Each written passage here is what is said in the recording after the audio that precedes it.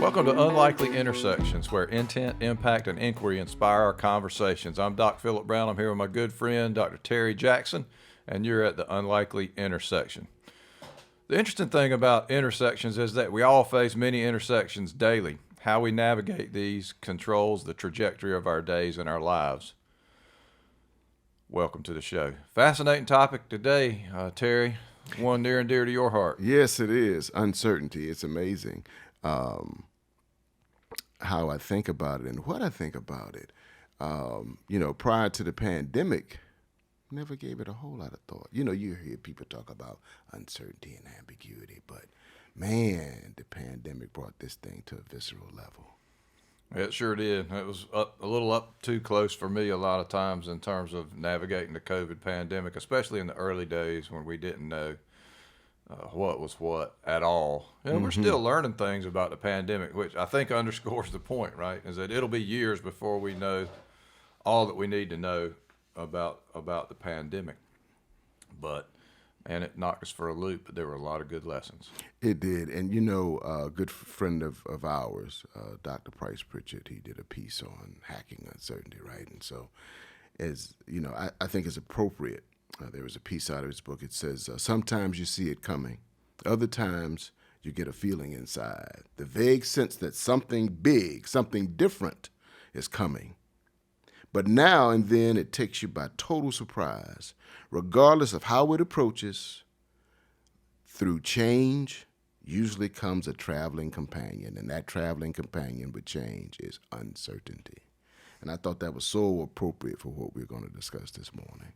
Absolutely. And it's got another buddy, too, which is my favorite buddy, opportunity. Yes, absolutely. Absolutely. Well, it's fascinating because as we navigated that change, we actually saw a lot of other positive changes, some of which we're working through now.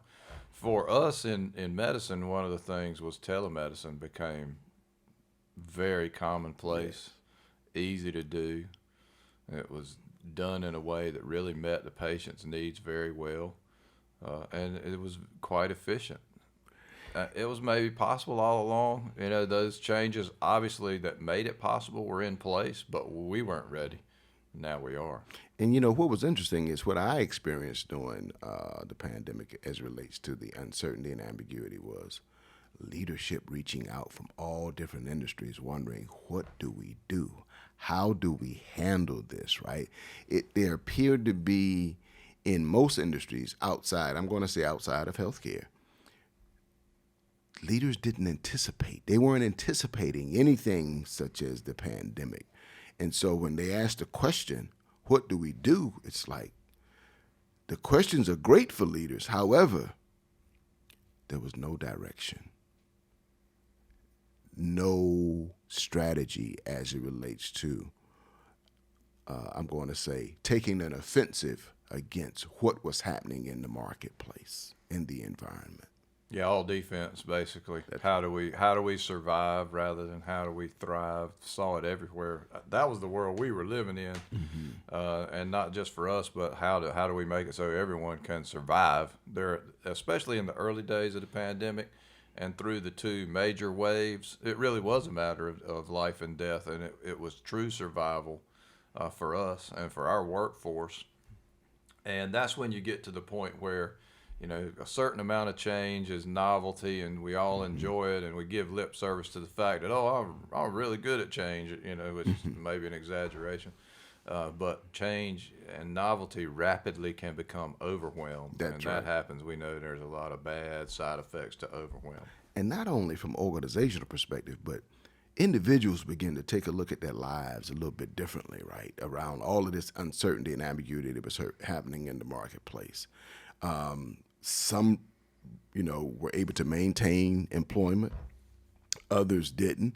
There was the government that was kicking in for some people who couldn't work. We saw all of our supplies at grocery stores and different. Just all of a sudden, our supply chains went down, and nobody considered any of that type of uncertainty prior to the pandemic. It was amazing to be a student, an academic, and just to observe people's and organizations' behavior during this time? One of the fascinating things to me is simply that when you look around and it seemed like the coast was clearing a little bit and maybe things would get back to some semblance of what we were used to in the past. I won't call it normal because we've covered that before. There's really no Right. normal, No right? normal. It's just a reality. That's right. And we found out that some people have adjusted their lives and made this work in a way that means a lot of the jobs that we're used to having filled so that the usual things can happen are going empty. People don't need them anymore necessarily, right? And at first it was the old thing always. Well, there's too much aid and people are getting paid to sit around, and that was probably never it. Because if that were it, then we'd be back somewhere. And now we still find ourselves in that situation where the workforce has profoundly changed, and a lot of that was based on their selections, their personal decisions, and what people are willing to continue to do and how they're willing to do it. It's interesting because I think what I'm hearing you say is people's values changed. A lot of values change. Some people downsize and say, hey, let me become a minimalist. I really don't need all that I thought that I needed in order to survive. And so as a result, let me get the bare necessities. I'm not willing to work as hard as often. My family became more important to me than before. Just understanding and being engaged with humanity became more valuable to people because initially it was everything was shutting down. People were staying at home. You couldn't go out to the malls. You couldn't, you go to the stores, but it was minimal. And so I think a lot of values changed for a lot of people. What became more important to them versus what was important prior to that. Right. At least the priority of which was more important, right? Yes, Maybe absolutely. they have similar values, but they just said, well, hey, family's more important, time's more important. It's interesting because we've seen a significant change in the pattern of patients coming for medical care. A lot of our acute care things were, in the hospital type setting, those volumes are down. People are not coming for that care like they had been, not at the same pace. And it's interesting, has that need gone away? Perhaps. Have those lifestyle changes made a positive difference? Maybe. We don't. I mean, from a business side of healthcare, we don't like to contemplate that, but that could be the case, right? Because so much of the machinery of how our health works is related to lifestyle. So we have to always contemplate that some of the changes may have actually been positive for health. Yep. One of the defining features of uncertainty is unmanageability. That's an interesting phrase, unmanageability. We always like to talk about controlling the controllables, right? But this is saying that maybe we can't control the controllables. What are your thoughts about one of the defining features being unmanageability? Well, I think it deserves to be peeled back some, right? So control is tricky at best to impossible most times. We have the illusion of control a lot. Management is all about, in my particular way of thinking, management really is all about things like repeatability. So you hear things like management is making sure the work gets done right. And so from an uncontrollability standpoint, when what work needs to be done is unclear, management becomes impossible. And so how someone can manage into a totally novel situation really fundamentally changes. In some ways, it's mostly about the time horizon, because we can't set a 3-month plan out when we're just trying to figure out how to get through today. And we saw several good examples of how you do that in a positive way. I mean, one of the examples I like to use is the way we navigated COVID vaccination. And we've talked about it before, but the fastest rollout of a vaccine in history, mass vaccination saved no telling how many lives. But locally, what we found immediately was that while we were using up all the vaccine that we had, it was a scarcity resource at the beginning, and only for a short period of time. But at the beginning, it was definitely a scarcity resource. But we weren't vaccinating the people at highest risk, and we were leaving behind really communities of color, as well as in some cases certain communities that just had a more difficult pattern of accessing the health system. So we had to navigate to the next day, and our teams did a great job of figuring out how to do that, so that ultimately, after setting a goal of creating equitable vaccination, we were able to do it. But it took, different thinking, and it took different stakeholders, engaging community people to really help us. And it appears that every day was a walk in uncertainty as it relates to vaccinations, right? And one of the things that I'm finding, and what I found about uncertainty, is the only thing that we really can control is ourselves, right? Yeah, and a lot of times the first thing about ourselves to control is the fear. Yeah.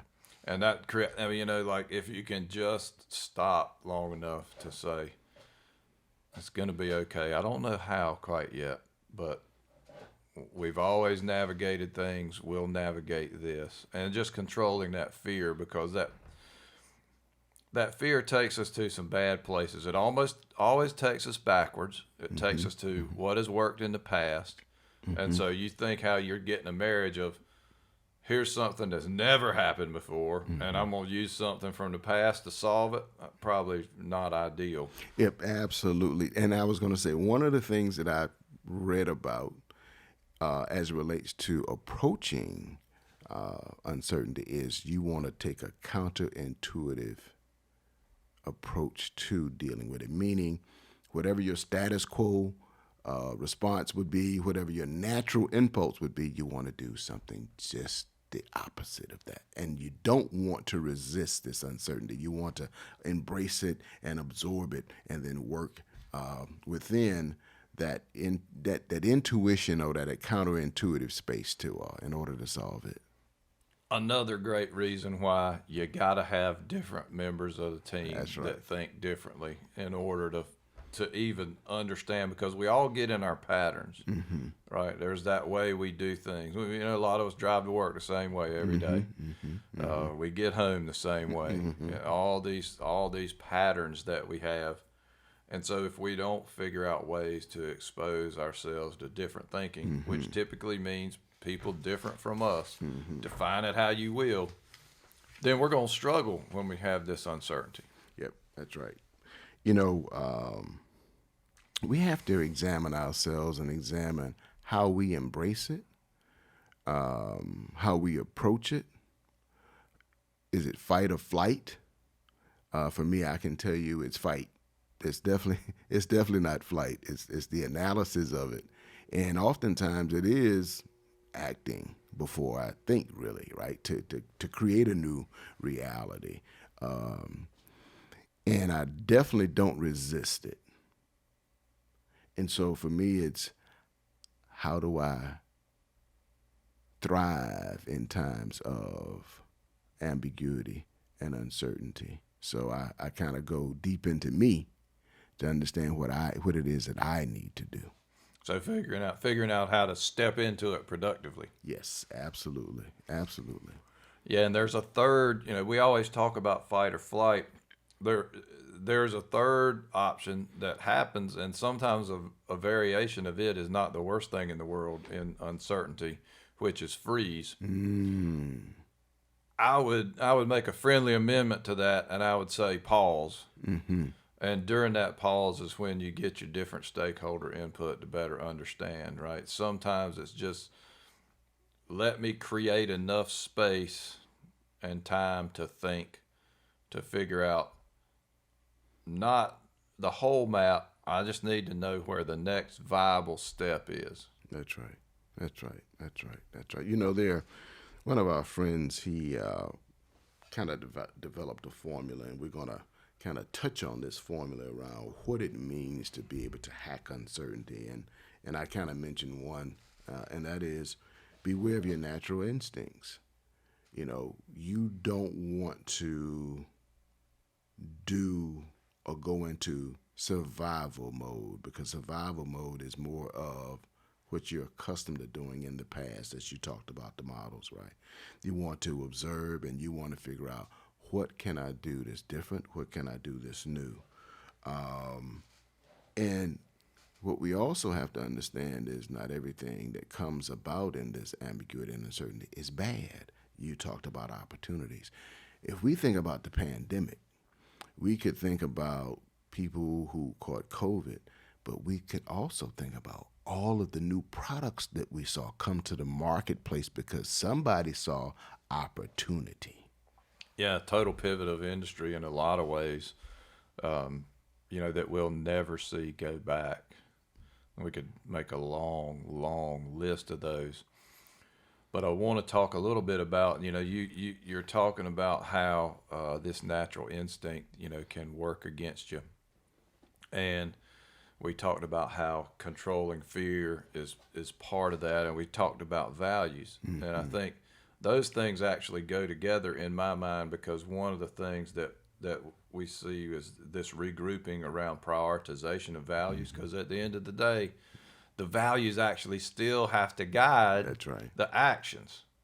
Right. And so making sure, that brief pause to clarify the values, to stratify the values, get the stakeholder input, and then make that value-based decision is the safest way to navigate when we really don't know where we are or where we're going. I would agree. The prioritization, as you said, of the values, right? Family over occupation, right? Health coming into play, given, a lot of people had a lot of pre-existing conditions that were exposed to COVID, or who caught COVID. And so now, how do I become healthier? How do I change my dietary regimen, my exercise regimen? How do I not get into some of those bad habits of a bad lifestyle? And so we saw a lot of value play in the middle of it. Whether or not it would be sustained is something totally different, but we saw a lot of that reprioritization.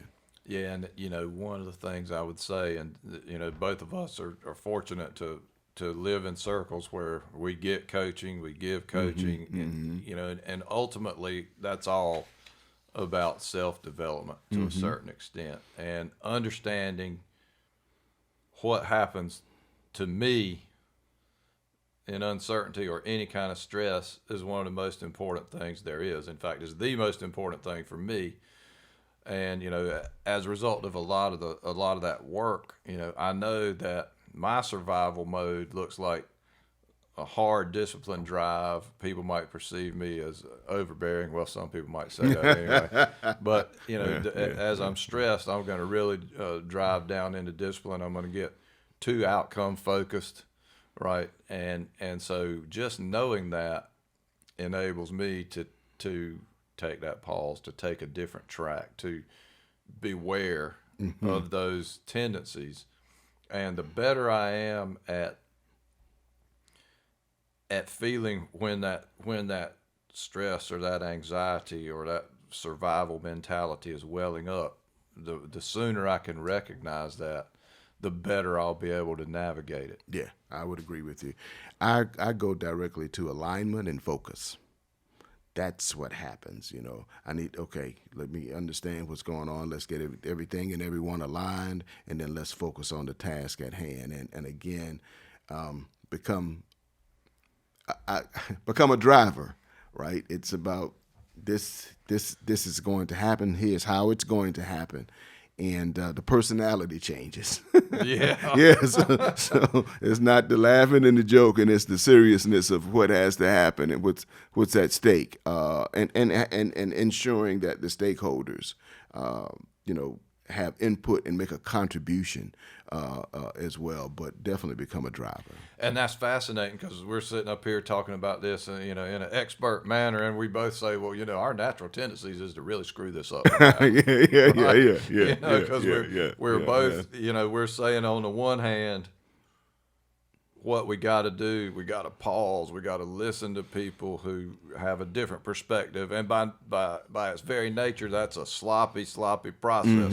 We both know it. We live in that world all the time, but we're saying that, left to our own devices, if we don't recognize it, we're going to do the opposite of that. Exactly. And so I think it's really, it's a spot where grace is needed too, and the better your groups are, folks can recognize that, and you can sort of reality test your own behavior with a trusted individual, either your personal board of directors or somebody you work with, to say, they may pull you aside and say, Terry, that's you might be coming a little too hard at it right now. Yeah, exactly. But in all of this uncertainty and ambiguity, one of the things we have to continue to do, and I know that both of us do, and I'm sure many others do, is invest in ourselves, right? The reading for different perspectives, so it'll give us different perspectives as we address whatever the challenges may be and the uncertainty that we're experiencing. Listening to different people, and whether it's our coaches, whether it's friends, any and everyone who can give us a different perspective. So at the end of the day, we can analyze all that's put before us and make some decisions, or at least ask questions to get decisions by stakeholders that would be out of the norm given what the ambiguity and the uncertainty is in the environment. That concept of the paper mentor, I think we've talked about in the past that personal board of directors, but there's also that list of paper mentors that you have where maybe you really like the way they put things in book form or article form or blog or whatever. That's really been very important to me, and a lot of times I think as I dig into that, I'm a natural student. I love to read, I love to study things, but in times of uncertainty, doing that deeper dive does one thing above all else to me. I think it usually helps me understand just how complex the situation is, and that's a very powerful thing, because it enables me to understand intuitively that that discipline drive, that hurry up and get to an action, is not always right. That's right. And that it helps me gather information better from different people. And what we don't often talk about is how the information gathering process at a personal level is really, it's more than just gathering information. It's gathering buy-in. People just being part of the solution creates a different alignment, right? Even if it doesn't go that way, at least having heard lots of different things, folks can get okay with that. Yep, I agree with you 100%. One of the things I was thinking about, and one of the questions I always ask myself when things are kind of foggy is, what does nature teach me about this? So let me look out and to nature and the trees and the different animals and all that's going on, and what can I learn? Because nature is the greatest teacher, and it's a system. And so as all the upheaval, as we would call it, is happening in nature, I ask myself, what does it teach me about this? That enables me to kind of exhale. It enables me to have a totally different perspective away from, I'm going to say, quote unquote, a human perspective, but take a look at all the things that may have happened and then relate it to that this particular uncertain or ambiguous environment, and kind of construct somewhat of a solution. it gives you the pause, right? You know, it takes away the self-importance to a certain extent, it sounds like, and where we kind of begin to realize how small we are in the grand scheme of things, and that grand scheme rolls on. Yes, it does. I mean, Yes, it you know, does. every You're time. just a cog in the wheel. Yeah, and to me, I have a similar predisposition. It has a relaxing effect, right? It's a decompression. It gives you that this is going to be okay. I just got to figure out how to go with the flow a little bit, or at least for a time. Same thing I used to teach my kids about currents in the ocean, right? Like if you get trapped out, you know, even though both of them really good swimmers, I taught them from an early age, don't fight the current, work with it, right? Like, and I would quiz them. I'd say, you know, Sally, if you fall in, you know, where would you go? You know, what would you do? And have them sort of explain how they would ride the current. And sometimes we just have to ride a current. That's right. That's right. That, you know, my favorite phrase in that moment is, "Think, don't panic." I go directly to thinking. Some people panic, and the feeling of the stress for a lot of people makes them not think as fluidly. And so for me, it's always about, okay, I need to be able to think fluidly all the time because I got to work myself through this, whether I have to take that pause for a minute and just be still and observe and watch, or whether I need to take action one way or the other. But the first thing I need to do is not panic. I need to be thinking, because that happens to too many people. The emotions take over and they begin to have missteps along the way. And sometimes having a misstep, some of those missteps can be tough to course correct, right? But you have to be able to think in the moment. Yeah, and it kind of reminds me, my family just started watching a Netflix, or maybe it's not Netflix, maybe it's cable. I don't know. I can't keep up. But the show is Limitless. It's Chris Hemsworth, and basically, you know, a big part of the theme of that show is recognize what's happening to you, that you can feel and sense. You know, episode 1 is about him understanding when he's stressed and his heart rate's going up and his respiration's going up, and how he manages that. And then not only how he manages it in the moment, what things, we'll call them exercises, if you will, what daily practices can he do to prepare himself to better recognize and better cope with these stressful things. That's kind of, in a way, the same thing that you're talking about, right? Because it gives you that control or that panic, that bad feeling that you get, that survivor thought process. It enables you to de-escalate that and give yourself time to think through what you need to do to be successful in the moment. That's right. You know, another key, and we've talked about this on previous episodes, another key to uncertainty and ambiguity is really trust. You know, I heard someone tell a story about, I guess, a scuba diver. You know, they're going down scuba diving in the river, and about halfway down, it gets real murky, right?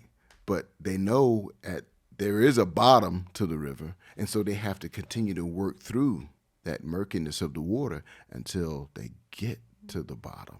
And so you have to have trust in the process when you're dealing with uncertainty. You have to trust yourself. You have to be able to trust others.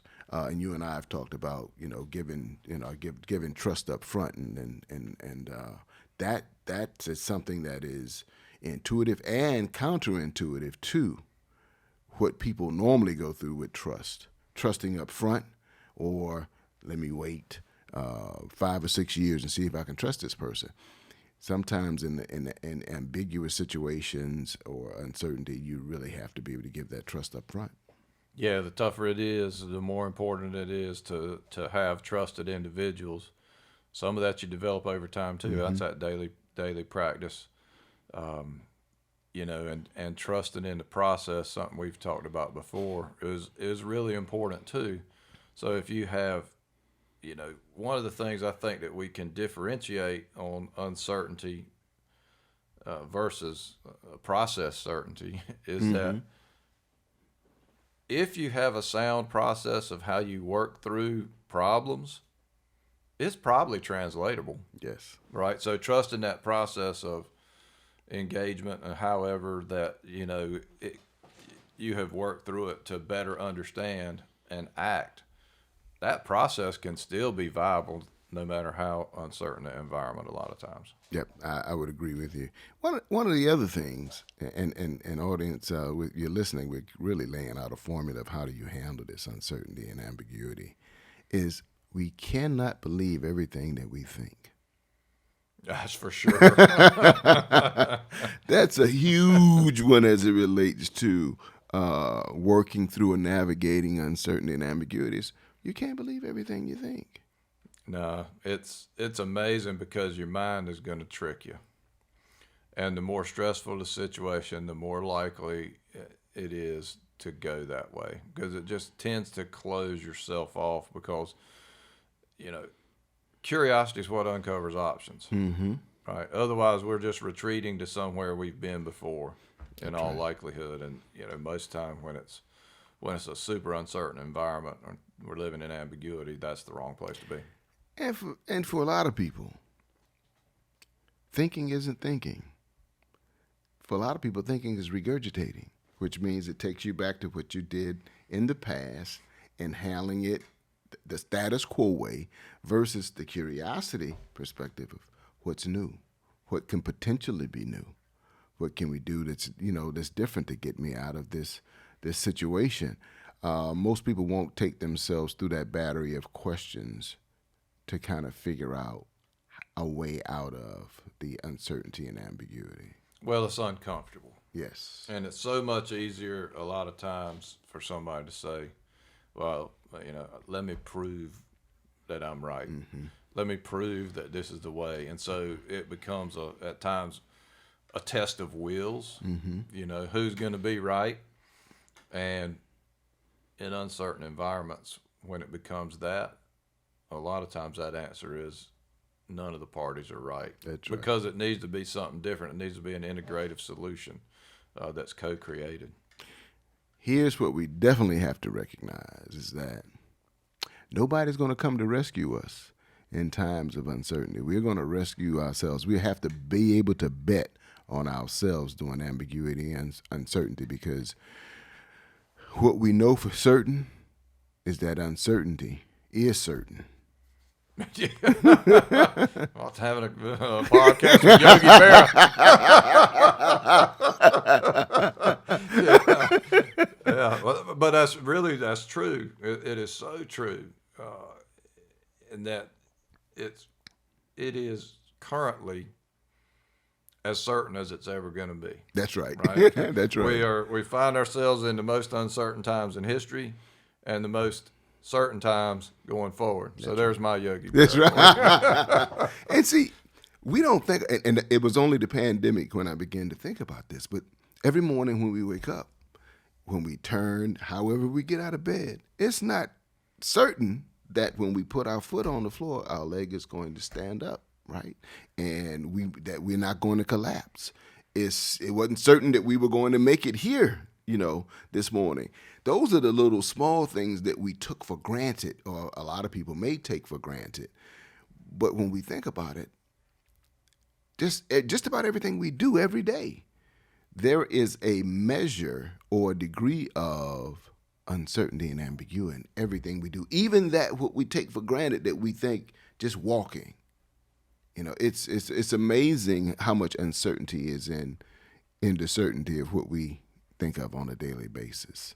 Yeah, I mean, as simple as how many of us have pulled in to fuel up our vehicle and something's wrong with the pump? Yeah. Got to go to another pump. Yeah. Got to go to another station. That's right. Then it's funny, if you're not careful, you catch yourself getting mad at it. That's right.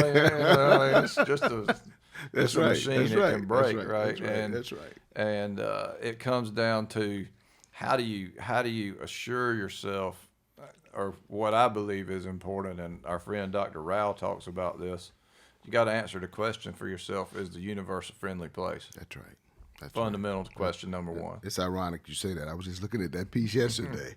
And, I've I've seen people get upset because they go into McDonald's and say, how can McDonald's be out of French fries? Because you just you naturally assume that that's what's going to happen. And then when you get that uncertainty, right, and you get mad, taking those things for granted on a day-to-day basis, I think the pandemic taught us a lot about how not to take things for granted.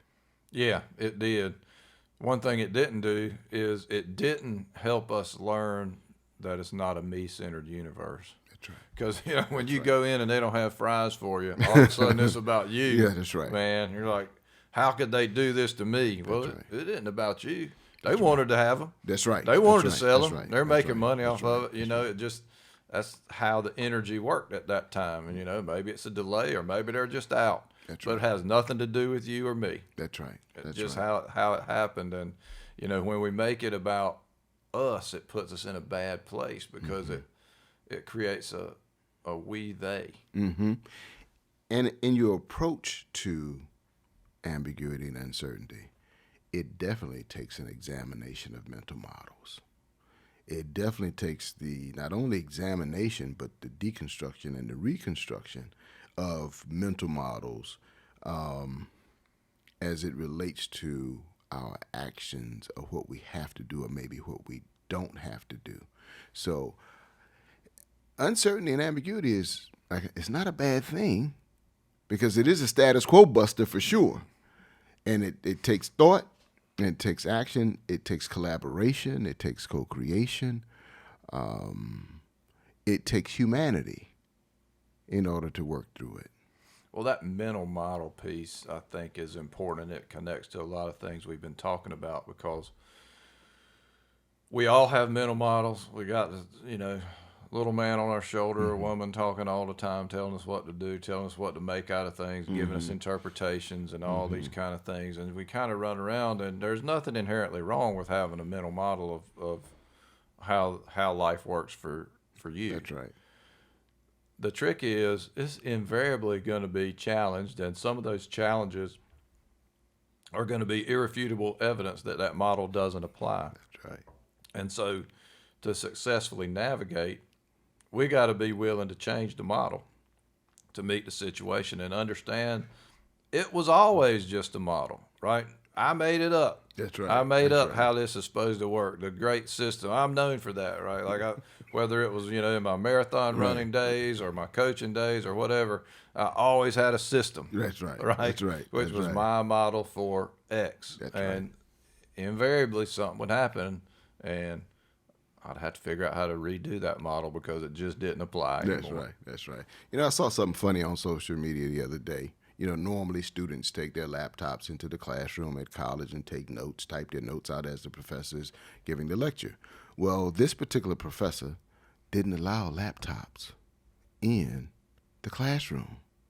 So this one particular student became very creative, and he broke out an old typewriter and was in the classroom. Click, click, Yeah, click. exactly. So given the uncertainty of having a system for note-taking with a laptop, he became creative, innovative, and brought back the old typewriter to be able to address or solve his ambiguity and uncertainty within the classroom that day around note-taking. Quite interesting. Quite Yeah, I interesting. imagine it aggravated a lot of people. I'm sure it did. And that kind of brings a principle that I go by into view a little bit, and I'm gonna say, keep your eye on the mountaintop, right? And that's much different than focusing on the outcome necessarily, right? It's more, I would make the analogy more of a destination. Where are you ultimately trying to get? And understanding that there are going to be periods where you may have to go backwards a little bit. You may have to go up a steep hill. You may have to go down. It won't be necessarily straight to the mountaintop. And when you get to the mountaintop, you may find another peak on the other side that you couldn't see from where you were.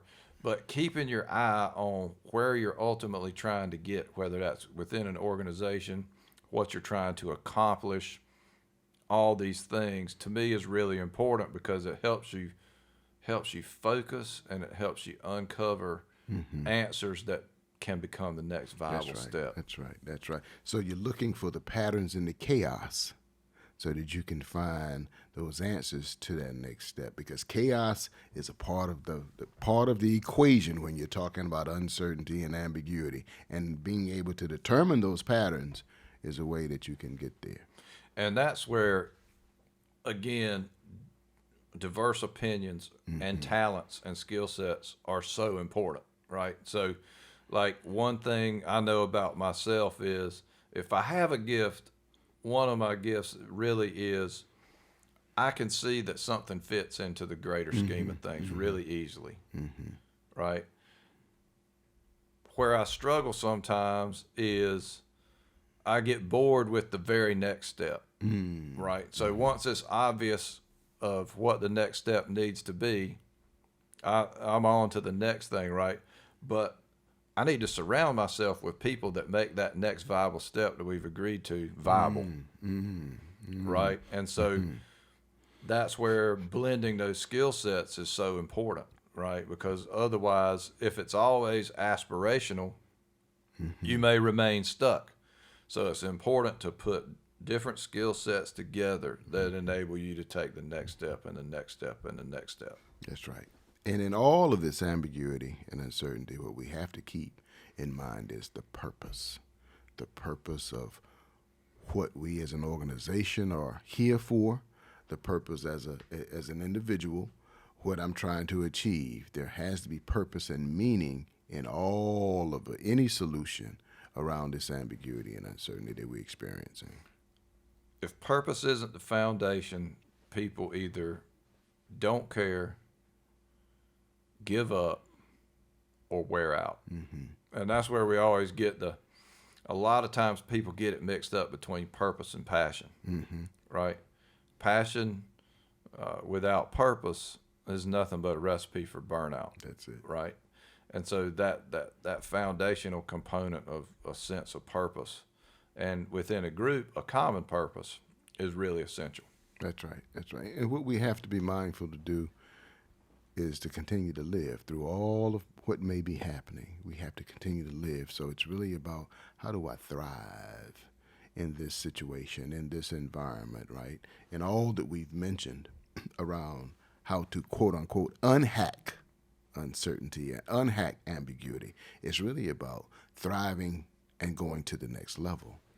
Yeah, and recognition pieces of that. Like, I can tell you in the pandemic, one of the things I realized is I was working too much. Even though I was in that group that pivoted to from home initially on the front wave of it, I would go, into the room I worked at home first thing in the morning, and I might not really end that day for 15 or 16 hours.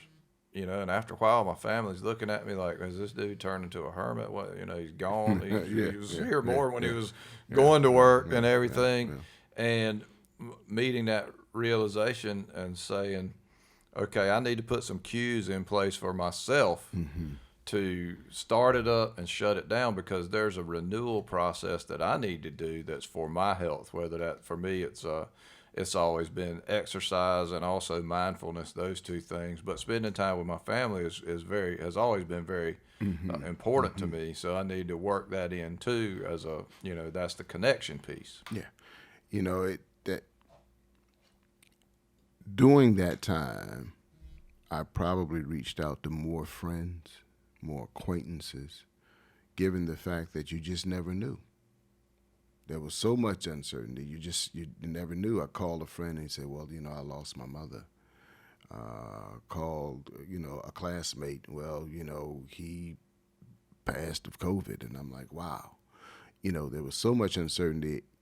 As we talked earlier about the reprioritization of what's important to you, it made me reach out more to people, because you just don't know. And so if there is probably for me, if there was the most important piece of the reprioritization of my values, it would be becoming more in tune to people and their needs. That's what this uncertainty or ambiguity or chaos brought for me, is becoming more in tune to human beings. And that's where we find ourselves threatened now, as we're experiencing what most folks are taking as a wind down of the pandemic, is that if that goes away, and we've seen several noteworthy examples of it, because you're seeing mass layoffs and firings and all kinds of things, whether you talk about many of your larger companies, banks, Twitter, after the after the purchase, that if we lose sight of the humanity piece of the humans being human, and go back to something else, that's a real step backwards. It is, and I'm kind of seeing that step, myself from some people that I know who seem to be engaged in, the change, during the pandemic, but went right back to what they call the new normal, right? The new normal was using the same model they had prior to the pandemic, and it's, just not working. Yeah, and Twitter's a great example. I mean, Yes. I hate to hammer on the guy, but he's a pretty easy target right now. Is, well, come in ready to work harder than you ever have, and be here, and no flexibility. And everybody said, "That's all right, we'll pass."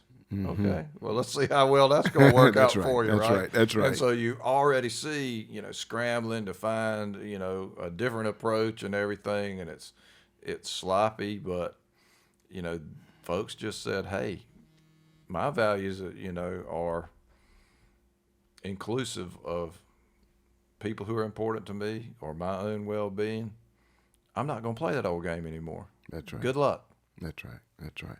And so those are the opportunities that really came out. Say, hey, I'm going to be a person more in tune to family, more in tune to human beings, and not let this quote unquote technologist drive my life, right? Because that's what he said when the gentleman from T-Mobile offered to become the CEO and run it. As I can compare and contrast, when this John Legere was the president or CEO of T-Mobile versus Elon Musk.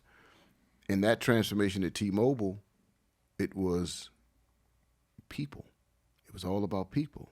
The first response out of Elon Musk was, it takes a technologist. So he was more concerned with the technology than he is the people who create and run the technology. So I would assume, and I'm going to make the prediction, that there will be a lot more uncertainty and ambiguity within Twitter in the next few months, simply because of the mindset of technology over people. Well, we know that's a mistake. Technology never overcomes people, and we saw it. Again, going back to earlier in this episode, telemedicine is a perfect example of that, right? It was never about the technology. The technology was there. It could be deployed anywhere. It was, will it be accepted by the users? Will folks come up with creative ways to figure out how to pay for it? And all these different pieces, it was all about people. And we see that in every aspect of what we do and change that's technology based in healthcare, is that the technology is pretty much always ahead of our ability to operationalize it, because it touches so many lives and so many people. And if you don't go through all the fundamental things of change leadership, it's going to underperform. It's always about the people. I've always seen technology as an enabler. It is never the end all, the be all. It enables me to as a physician, telemedicine. Now, instead of my patient having to come in, I can just have an appointment right there online, a virtual appointment, get all my questions answered, and do everything I need to do versus them having to come into the office. And I had that experience as my mother probably had 4 or 5 telemedicine appointments during the pandemic, which was pretty neat. And so with that, it's never about the technology. It's always about the people, because people create technology. Absolutely. One of the most, I would say, fundamental lessons about uncertainty and ambiguity, whether it's a conversation or whether it's something happening on a grand scale, is that it's okay to not get to a full agreement on an answer in the moment. That's right. So often, it just remains somewhat uncertain. And the truth of it is, it's actually always uncertain. We've just put in certain assumptions and agreed to it and say, yeah, it's this way, this is how it's going to be. But in reality, there can always be other disruptors. And it's probably a good time to certainly end this episode by thanking our audience and saying appreciate you coming to the intersection. Hope you'll check us out at unlikelyintersection.com or come to LinkedIn, Doc Philip Brown, or you can find Terry Jackson at Terry Jackson PhD on LinkedIn, and please go to Unlikely Intersections, our website, as well as our YouTube page. Like, comment, and also propose different topics you'd like for us to discuss. Thanks for joining us at the intersection.